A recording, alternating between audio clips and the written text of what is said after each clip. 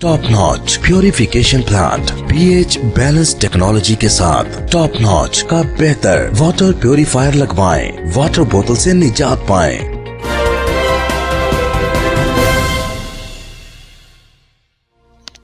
आल Pakistan 10 pin bowling ranking tournament का मिलाद कराची में आज सजेगा। इस टूर्नामेंट में 1200 से ज़्यादा खिलाड़ी एक्शन में नजर आएंगे।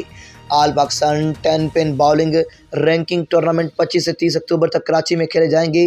टूर्नामेंट में दफाई चैंपियन सज्जाद शाह समेत टॉप बाउलिंग रैंकिंग प्लेयर्स समेत पूरे पाकिस्तान से 1200 बॉलर्स एक्शन में नजर आएंगे।